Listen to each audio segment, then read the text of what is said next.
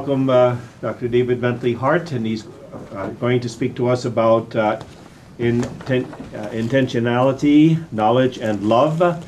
And he's also a St. Louis University. There we go. We got so we had Aristotle and Plato here. You guys are working on a dissertation together. Yeah, Dr. Hart, I'll turn over the mic to you. Oh, thank you. Is this? Am I audible? Is this picking up? Yes, it is. It is. Okay. You can't tell from here. Well, thank you for inviting me. I'm sorry, I'm sort of a ghostly presence at the moment. This is sort of occupational therapy for me. It's been about a year since I've been able to participate in many things. And to quote a once famous vice presidential candidate, who am I? Why am I here? I'm not normally someone who writes much about Scotus, or about Western scholasticism in general. I'm an Eastern Orthodox scholar, but the thoughts in this paper were occasioned by reading Dr. Fehlner on, principally on Scotus and Newman. And I should explain that I know the title of the paper for some reason didn't get onto the schedule, so if my concern seems slightly obscure, I should explain that I'm working these days on a project on the soul and on philosophy of mind, and whether we can give up on the latter and get back to the former. And this has brought me into conflict not only with persons in neuroscience and various parts of the analytic world, but actually some of scholars of that robustly reviviscent style of Baroque Thomism, whose detractors like to call it two-tier Thomism, and that I'll call two-tier Thomism.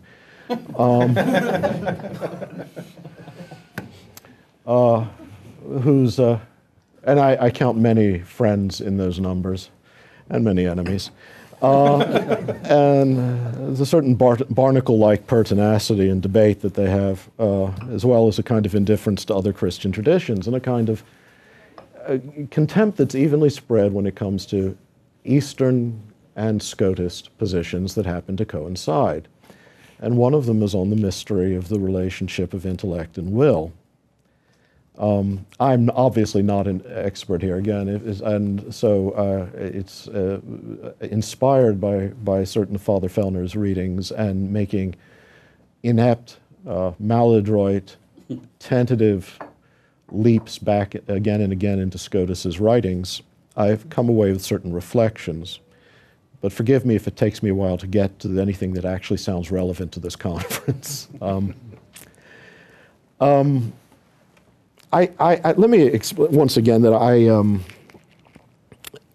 some of my problems with this renewal of the commentary tradition in Thomism have to do with what strike me as just certain theological problems or deficiencies, some of which are not controversial necessarily in this company to invoke, such as the somewhat infralapsarian displacement, for some of them, of the incarnation of the Logos from the center of the divine rationale in creation, so that the incarnation of the Word is, for many of them, spoken as a sort of super addition to the economy of a natural and human order, entire in itself, which leads even more basically to a sort of curious displacement, logically, of the divine Logos as the only rational illumination of nature as nature, by which I mean that there's a certain tendency to embrace the idea that the gratuity of grace can be properly affirmed only through a distinction between nature and grace, or nature and supernature, so absolute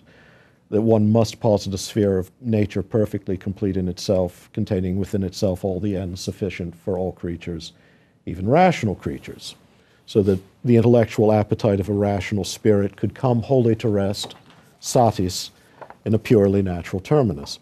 Now, the reason this ties into the work I've been doing on philosophy of mind is that perfectly consistent with this is the belief that what makes the human capax Dei unless extrinsically super-elevated by the gracious super-addition of a certain light of glory, a lumen gloriae, extends no further than an elicited desire for God, which is only a kind of secondarily evoked curiosity in regard to the ultimate causal explanations of nature, and which certainly cannot have as its natural end the supernatural vision of God. I hope I don't sound like I'm lampooning the tradition. I mean, I'm actually quoting more or less verbatim things that Larry Feingold said to me in private conversation a few weeks ago, and then in the book. It's not, I mean, because they're trying to preserve a vital partition between nature and supernature that, and in such a way precisely as they imagine, will preserve the gratuity of grace. So even the desire for God as God, the love of God as God, is a gracious, unmerited, and in a sense, unnatural, supernatural addition to human nature. Now, to put the matter very simply, theologically, I regard much of that as disastrous if followed through to its logical consequences. But I also believe that when applied to the question of rational consciousness, it produces a picture that is logically incoherent, and that even the most basic phenomenology of the act of rational awareness shows to be false. Let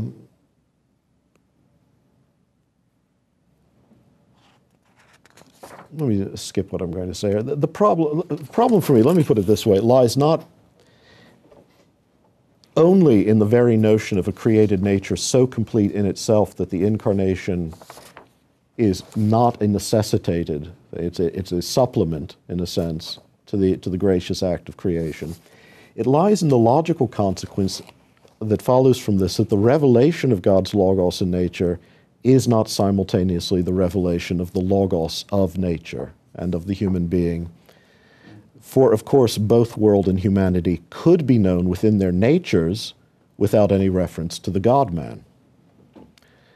And it's surpassingly strange to think that grace can be grace only if something prior and very nearly antinomous to grace is first secured, something that we can call pure nature, that's an absolute immanence, so that we can then draw a clear demarcation between the first and the second gifts of grace.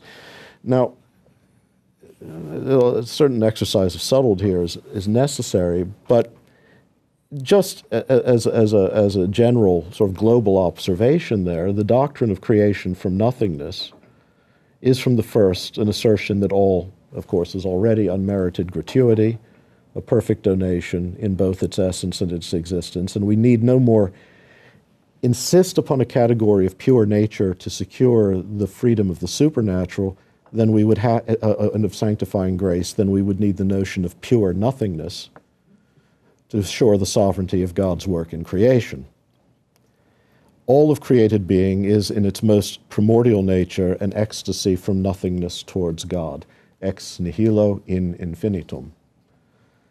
Being has, in its inmost essence, the shape of a movement of love, and this is especially obvious in the case of spiritual creatures.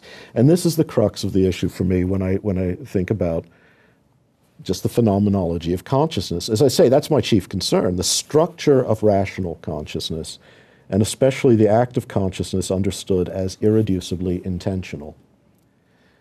It's here that I find not only that the traditional Thomist system is inadequate, but also that the more Augustinian account of memory, intellect, and will found within the Scotus tradition points towards a model of consciousness that is genuinely intentional. It may need, how we think it through in the light of later philosophical questions is a different matter. But I find it impossible to avoid the force of that famous question that Henri de Lubac addressed to Maurice Blondel. It was in a private letter, but it's become a famous remark. How can rational spirit be anything other than an absolute desire for God? And to be honest, it's a question that does not even require a theological premise, even if it is posed in reaction to a theological enigma. If even for rational creatures, the supernatural vision of God, that is, this is the theological issue, is a wholly gratuitous superaddition, and if the natural capax Dei, or the natural state capax Dei of rational creatures can be exhausted by an elicited curiosity secondary to concrete experience, and if it is taken for granted that there is a necessary proportionality between created aptitudes and their natural final causes, and if the will always and only follows the intellect, why then, that all means that rational consciousness can function as a finite orientation towards a finite final causality, correctly grasping reality within a perfectly finite range of intelligibility, and through a desire that can be sated by coming to rest in a finite object. But we know this can't be true. Not for theological reasons, at least not only for theological reasons, but for simple logical problems that the notion raises. I don't have a lot of patience for much modern philosophy of mind, but one of the refreshing developments of recent years has been the greater attention being paid to intentionality as a special problem in our understanding of rational consciousness. The mind's capacity for aboutness, by which it thinks, desires, believes, means, represents, wills, imagines, or otherwise orients itself towards a specific object, purpose, or end. Intentionality is present in all perception, conception, language, cogitation, imagination, expectation, hope, and fear, as well as in every other determinate act of the conscious intellect, even the barest, most minimal instance of cognition. To know is to intend meaning, to interpret concrete experience as having this determinate content answering to this orientation of the mind. Not that this was not a topic of scholastic thought, it certainly was, but I think it can be said that for modern philosophy, it wasn't until Franz Brentano in the 19th century declared intentionality the very mark of the mental, and of its nature something entirely absent from merely material, mechanical physical order, that the question began to make itself felt as a special problem, logical and then phenomenological in the philosophy of conscious acts. And it was perhaps not until the 20th century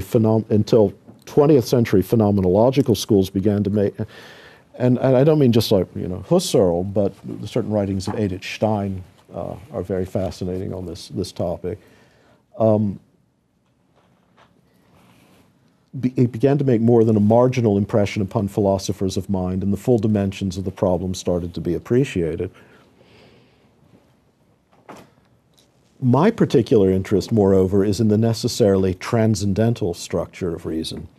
I mean to say that consciousness obviously does not merely passively reflect the reality of the world. It's necessarily a dynamic movement of reason and will towards reality. It becomes actual only through intentionality, and intentionality is, however else we understand it, a kind of agency directed towards an end. We could never know the world from a purely receptive position, obviously. To know anything, the mind must be actively disposed towards things outside itself, always at work, interpreting experience. The world is intelligible to us because we reach out towards it or reach beyond it, coming to know the endless diversity of particular things within the embrace of a more general and abstract yearning for a knowledge of truth as such, and by way of an aboriginal inclination of the mind towards reality as a comprehensible whole. In every moment of awareness, the mind at once receives and composes the world, discerning meaning in the objects of experience precisely through its power of conferring meaning upon them. Thus, consciousness lies open to and enters into intimate communion with the forms of things. Every venture of reason towards an end, moreover, is prompted by a desire of the mind, a rational appetite. We share that terminology. But knowledge is born out of a predisposition also and predilection of the will towards beings, a longing for the ideal comprehensibility of things, and a natural orientation of the mind towards that infinite horizon of intelligibility that is being itself. And so the mind never simply submissively registers sensory data, like wax, receiving the impression of a signet, right? And all schools, scholastic, agree upon the agency of the mind in abstraction. It's constantly at work organizing what it receives from the senses into form and meaning, and this it does because it has a certain natural compulsion to do so, a certain interestedness that exceeds most of the individual objects of knowledge that it encounters because we are driven by a prior and consuming interest in reality as such. So there's simply no such thing as knowledge entirely devoid of desire. And I'm sorry if I'm saying something we all already know, but it's just I have to trace my steps to where I'm getting. You could not make cognitive sense of a glass of water or a tree on a hill apart from the action of your mind towards some end found either in that thing or beyond that thing. And so all knowledge involves an adventure of the mind beyond itself. Desire, moreover, is never purely spontaneous. It does not arise without premise out of some aimless nothingness within the will, but is always moved towards an end, real or imagined, which draws it on. Well and good. The will is, admittedly, of its nature teleological, and every rational act is intrinsically purposive, prompted by some final cause. One cannot freely stir a finger without the lure of some aim, proximate or remote, great or small, constant or evanescent. But what is it that the mind desires then, or even that the mind loves when it is moved to seek the ideality of things, the intelligibility, of experience as a whole? What is it that continues to compel thought onward, whether or not the mind happens at any given moment to have some attachment to the immediate objects of its cognizance, of its experience? What is the horizon of that limitless directedness of consciousness that allows the mind to define the limits of the world it knows? Whatever it is, it's an end that lies always further beyond what is ever near at hand, and it excites in the mind a need not merely to be aware, but truly to know, to discern meaning, to grasp all of being, embrace it under the aspect of intelligible truth, or of desirable goodness or beauty. So there's always a kind of deferral of finite desire towards ultimate ends, and there's always a greater and more remote purpose for the sake of which one wants whatever one wants. All concretely limited aspirations of the will are sustained within formally limitless aspirations of the will, which is to say, movements of the will towards transcendent perfections. And these transcendentals constitute an absolute orientation for thought, that horizon of being of which I spoke above, towards which the mind is always turned and against which every finite object is set off in clear and distinct outlines in the great middle distance of the phenomenal world. Now clearly, we're not speaking here about one or another mood or private disposition of which one is continuously conscious. Neither, obviously, are we speaking of will in the sense just of a choice made after a process of deliberation. This vocation of the mind to absolute ends it's not a simple psychological state. It's a transcendental condition of thought which is in some sense logically prior to the finite identity and diverse impulses of the ego. To wax unnecessarily but only momentarily Kantian, the vanishing point of the mind's inner coherence and simplicity is met by the vanishing point of the world's highest values. The gaze of the apperceptive eye within, I, as an ego, is turned towards a transcendental that which is forever beyond, and mental experience of the self or of the world outside the self takes shape in the relation between these two transcendental poles.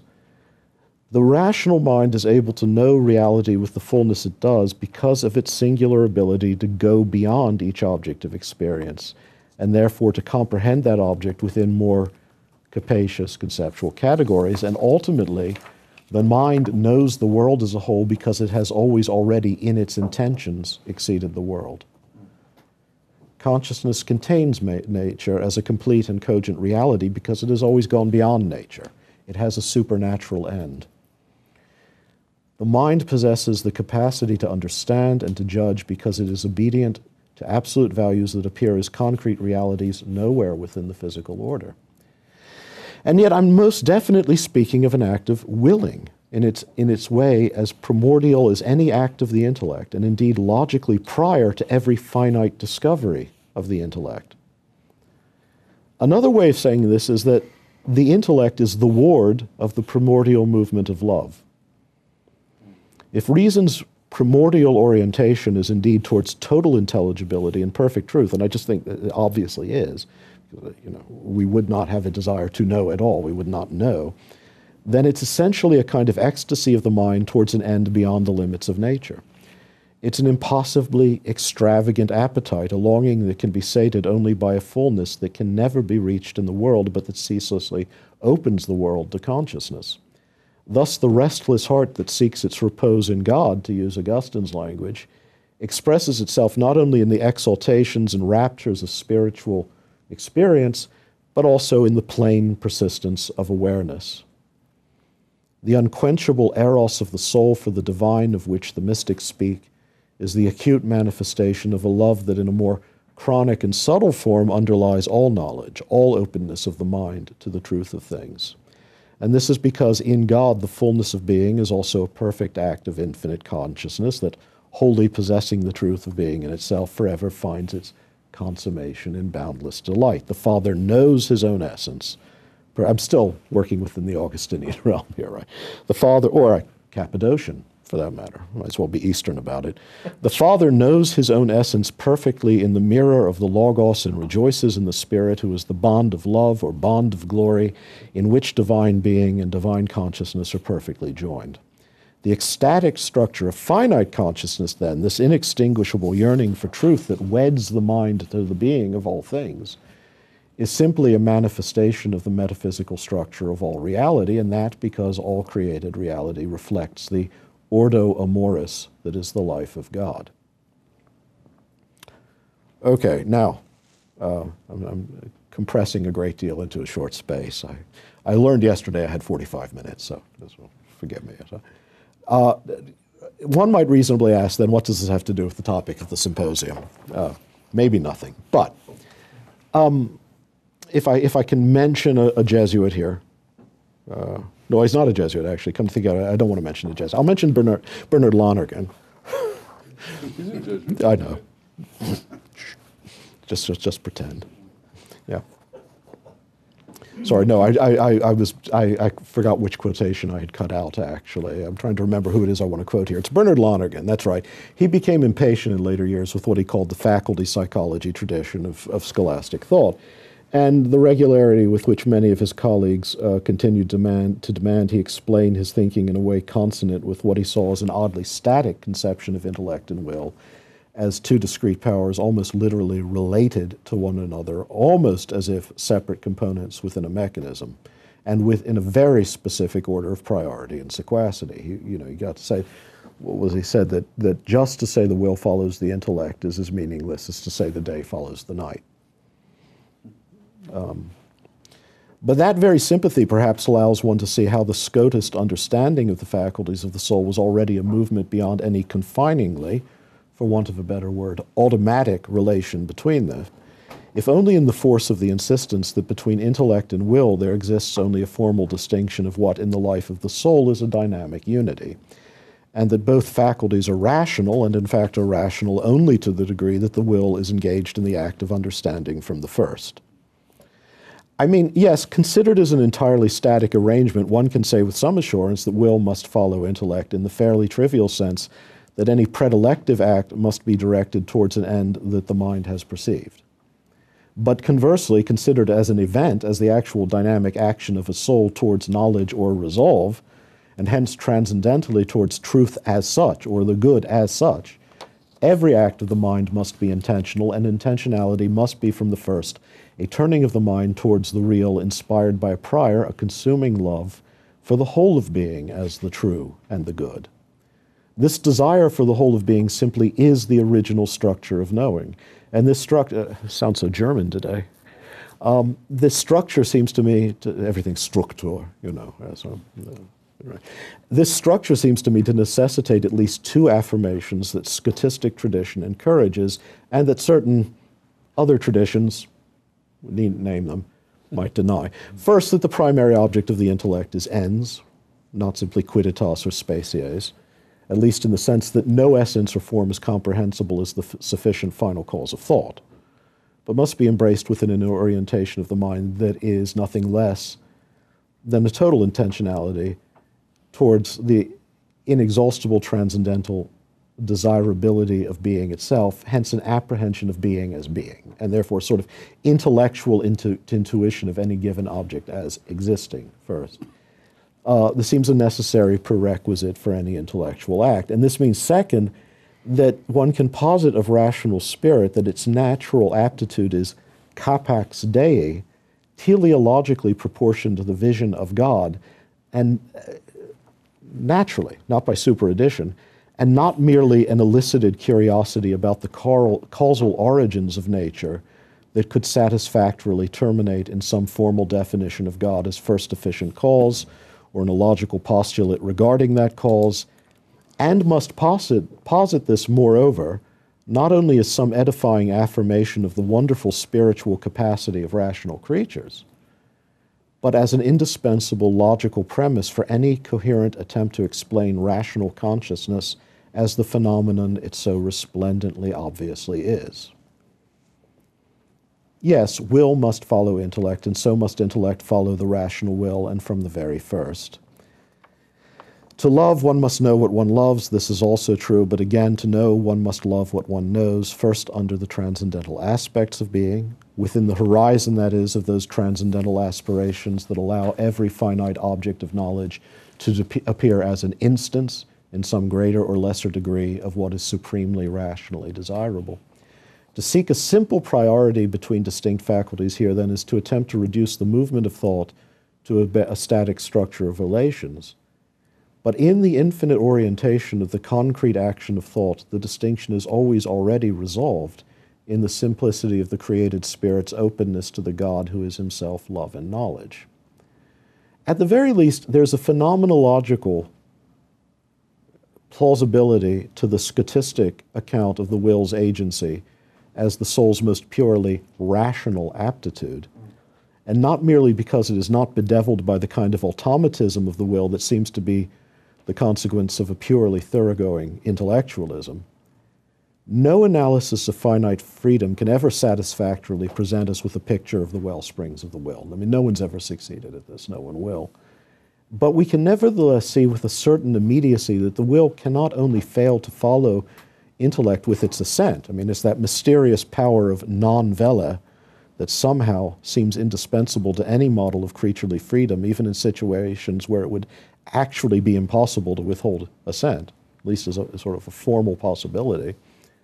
But the will has the power to inhibit the intellect's power of understanding by a willful withholding of assent, or of desire, or of love. And it seems to me that the specter of a pure voluntarism rears up behind this thought only if one fails to think of the will as rational of its nature, and so conceives of it merely as spontaneous in employment.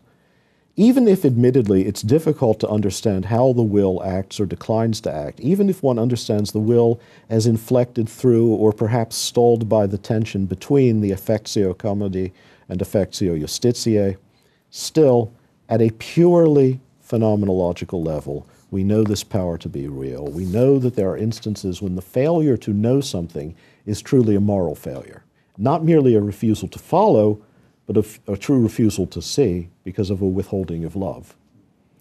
Even to know what we know requires not only the initial natural volition of the soul towards the transcendental perfections of being, but a final surrender, affirmation, or assent by which knowledge becomes actual in the movement of rational freedom. This, I suppose, is what I find most suggestive and attractive, at least for the work I'm doing now, in the Scotist understanding of knowledge, and specifically the knowledge of God, and what I find somewhat lacking in certain other traditional scholastic accounts.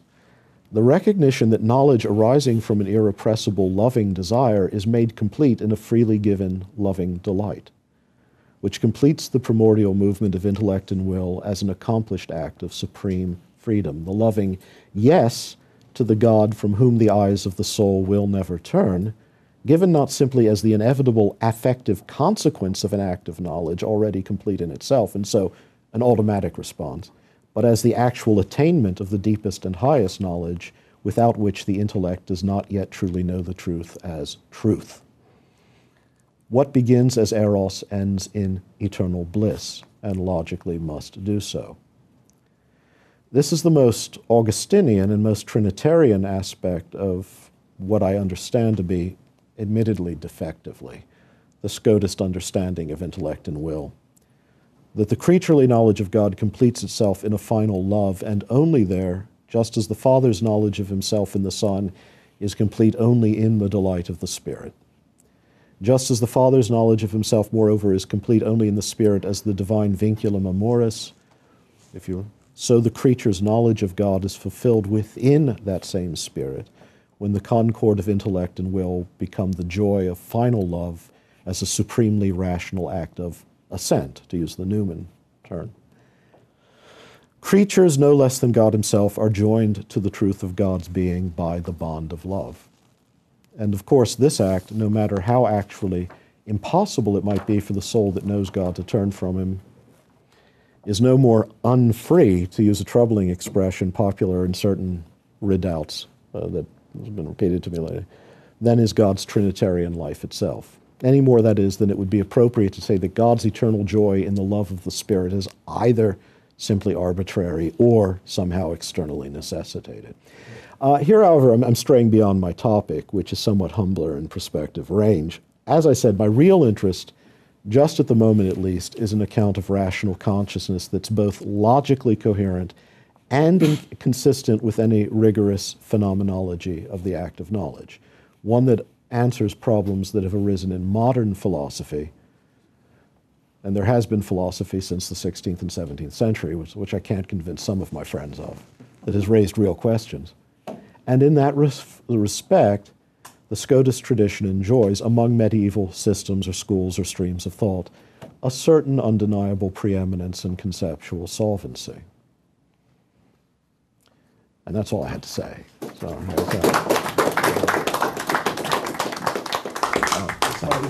as Father Peter gets ready to respond to you, I'm going to tell the people the good news that you're going to join us for the fall semester, at least, in the Notre Dame Institute for Advanced Studies. Is that correct? Right, both semesters. Both semesters. Yeah, So if some of our guests don't know what that is, that's a wonderful program, relatively new, Notre Dame Institute for Advanced Studies. And many people who have academic background, doctorates, apply for either a semester or a whole year. In this case, Dr. Hart's going to have the whole year in order to engage, I'm sure, more of what you are. That's the project. What you've done. And when you mentioned Bernard Lonergan and you're talking about insight and what you wrote there about Scotus in those later pages of 400, that's where I've always had a lot of questions. So I'll be knocking on the door when you're over in Flanner Hall. Yeah. Anyway, that's just an ad for Notre Dame Institute for Advanced Studies and also a tribute that you were accepted for it. So Thank you. Yeah. and looking forward to the am payoff. Okay. Father see. Peter, Father Peter will reply. We feel I'm answering objections, but I think it's a very, very valuable contribution you're making to the understanding of what lies beneath Scotus's understanding and presentation in a somewhat different medieval style, rather on the dry side of the relationship between not simply the intellect and the will in theory, but also in terms of the actual experiences that we have, how they correspond, as it were, to the matching of grace and nature. One of the things that I understand what you're referring to by Lonergan. I leave all my experiences with him 50 years ago. Yeah. But unfortunately, he attempted to... I was approving of one sentence for the night following day, but yes. Anyway, I think, I forgot what, some basic distinctions that the Thomistic school in general, not simply the Neo-Thomists, but also the Middle Ages make. They simply distinguish between nature and supernature. All creatures are the same, have a certain nature, and that, as the word nature, is always limited in such wise that without an elevation of the soul to higher order. Whereas the Franciscan tradition includes Augustine, but not only Augustine, because I think quite a number of Eastern fathers, directly or indirectly, they were the real metaphysicians of the ancient Christian world, reappear in a slightly different form in Bonaventure, and then as perfected by the terminological adaptations make clear that we're not confusing nature and grace. Between the rational creature and the irrational creature, there is a definite difference. One is only a vestige, the other is is an image. Spinoza goes on. Scotus changes that from using the word image there, use the perfectio simpliciter simplex as far as I can tell. Once that you're used to the meaning of that term, how it applies to determining the object of the intellect and the object of the will. Thomists make a sharp distinction between two different objects in each case, whereas the Bonaventure and then Scotus especially place no emphasis on differences of that kind. It's fundamentally the same object. The soul's capacity for God reaches truly to God, but the means of acting without sanctifying grace and the uncreated grace in particular leaves it unrealized. We have two different concepts of natural philosophy. One is all contained in itself and all perfect, and there's such a thing as a natural happiness, and that of Bonaventure as Scotus, that it is not perfect until it is completed by the supernatural. Philosophy stops where theology begins. So anyway, those are my few things that crossed my mind while we were giving you a presentation of intentionality, which I think can contribute many useful insights into the nature-supernature relationship and what is entailed. And also, in this regard, God has always seemed to me that more use should be made of the experience of the great mixes. You mentioned one. St. Teresa Benedicta of the Cross is wonderful for that reason, that she can relate the metaphysical to the phenomenological. But there are many others as well that could be chosen. Quick point Father Peter alluded to, and I know that you're familiar with what Alex has been doing and Jared as far as continuity with Bonaventure and Scotus through the transcendentals and the disjunctive transcendentals in particular in the people like Maximus and whatnot. Right. But I haven't researched it myself, but I highly suspect that Father Peter's indications, which he's made to us many times, is Damascene's very heavy references, when he tends not to reference a lot of authorities, tend to be to John Damascene. I can't get the idea of the exousia, the self-determination of John Damascene out of my mind when I read Scotus. So I think it would probably be a fruitful area to suggest, that some of what Scotus is doing is really a continuation of Damascene, who himself is likely a continuation of Maximus, I would suppose. Yeah, no, well, definitely. I mean, and that's the one of the most Maximian aspects of John Damascene. And what's interesting, of course, with John of Damascus is that's all mostly worked out within the context of Christology, because the definition of what human rational freedom is has to be secured in order to understand what can be posited of the divine and human wills. It seems to me that, of course, that's the correct thing to do, is to situate your anthropology entirely within your Christology, rather than assume your Christology as an added inflection of your anthropology. Sorry. I think that I just wanted to propose that I have a worry I have about the starting point. I think I can. I didn't start. About I started in the middle, in medias res. Yeah. That notion, and it seems to me like it's not the aboutness of our mind that's interesting or that distinguishes us from all the animals or whatever. It's what our aboutness is about. So it's not the fact of aboutness, and I have that worry because it seems like animals, right? They have consciousness. Yeah, right? I'm not. They can't form a conception, as you said. Like there's no transcendental structure to their consciousness. They can't form a conception. Well, I of don't the know if that's infinite or true. the eternal, Yeah. and it's that, and that used to be called the spirituality of the soul, and that's the mark of whatever you want to call it, the rational structure, rational soul, that makes us different than all the I'm convinced that you're wrong about elephants and dolphins and gray parrots, but otherwise you might be right. Putting aside the issue of So you think they're animal. machines like Descartes thought? No, I don't. I think just the opposite. So do I. That's where my worries coming from. Yeah. No, there's nothing mechanistic in my view of any of it, but even the intentionality of animals. But intentionality for Brentano and others does specifically, I mean, when he uses it, it's about rational meanings. It's about things with syntagmas and But you legs. gave the impression that that wasn't something that was sort of known before, but when I see... Oh, and it's not that it's not known, it's just not emphasized. It's curious. I said it's a topic. The whole idea of intentionality, that's a late scholastic topic. You find it, even Henry of Ghent uses the term. Right? So, yeah. It being the mark And of the mental Levy. is a Cartesian move. I'm sorry, what? It's a Cartesian move. What is? I didn't hear what you... Intentionality being the mark of the mental. No, it is... To everything else, as No. opposed to matter. Yeah, no, it is in a sense in that Brentano buys into, when he says it's the mark of the mental, he does leave then a realm of material nature that for all we know could be mechanical.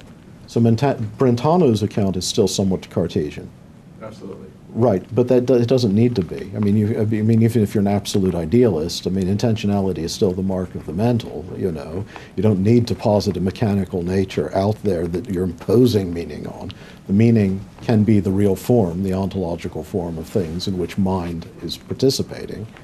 That's not, I mean, it's to say it's not, in fact, it's not a Cartesian at all. To say it's the mark of the mental, even for Brentano, who I'll admit, you get a kind of unsettling sense that he's willing to concede. It's almost a Kantian move. He's willing to concede that out there is a sort of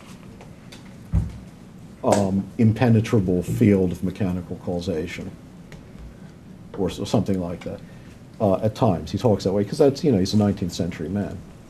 But that's not necessary. It's still, he's absolutely right.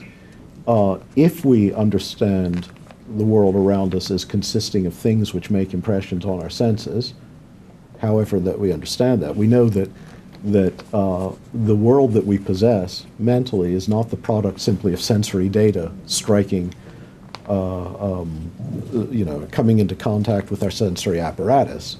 That would just be a storm of sensation without meaning. There's always what differentiates intentionality from sensation is, for one thing, it's finite and aspectual, as rather than infinite. Are you animals as creatures that have intentionality or not?